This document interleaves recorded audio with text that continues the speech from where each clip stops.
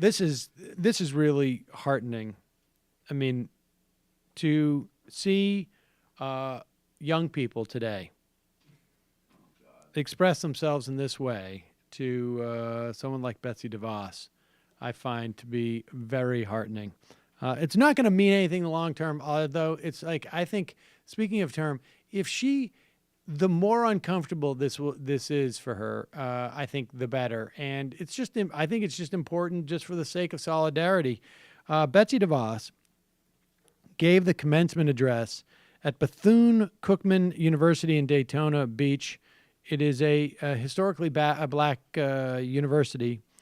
You'll recall that she cited historically black universities as existing only because people wanted to create school choice. Now, that is basically, akin to, I don't know, calling, slaves like immigrants. They were involuntary, exactly. but they're immigrants. Yeah. Right. The historically black universities exist because white colleges historically excluded black people. And so black people decided that, hey, we deserve an education too. So it wasn't so much about school choice or draining the public school system of money to pay for parochial schools. The context is a little different. And here is how Betsy DeVos was greeted as a commencement speaker. Good for these students. Dr. Jackson, Board of Trustees, thank you so very, very much for this great honor and privilege.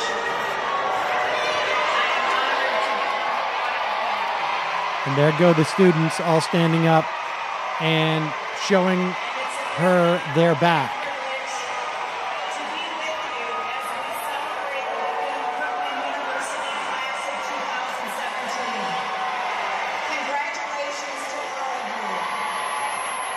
In addition to graduates, there are so many people deserving of special recognition today.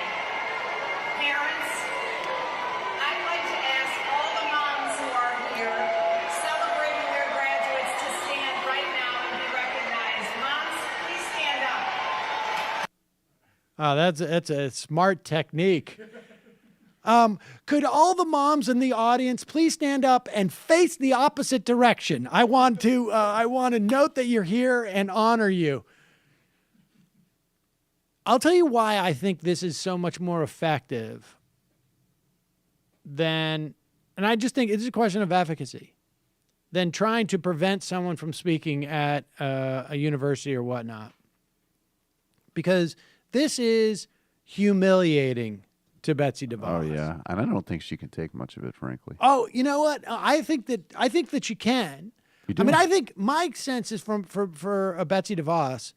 I was saying to Matt, like, this seems to me is like would be the equivalent of me going to a like a carnival and going through the haunted house. It might be a little disturbing, the haunted house ride or like a roller coaster. Like I might get a little sweaty. She's like, you and mean my like heart- haunted house, like going to a room full of black people and talking to them? I think, I honestly, know what you're saying. Honestly, I think for me, but after it was over, I'd get over it and I'd look back and I go, that was an interesting experience.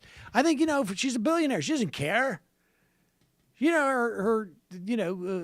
I think for her, it's just like, I did it. But maybe conversely, she's someone who clearly, I mean, it would, in her Senate confirmation hearings, like, she's totally incompetent and has only been in these incredibly insulated worlds. I wonder if for her specifically, and it's just a theory, who knows, obviously, if she is specifically shocked at the level of vitriol and contempt that she's greeted with. Because I think some of these other ones, like, Jeff Sessions, like, oh, really, all upset. I think the level of vitriol and disgust for her is probably only dwarfed by the level of dismissiveness How and little she vitriol cares. she has for every, for the rest of us. I think Right. we're all part of the profane world in Yes. her mind. Yes. And she's on a mission from God.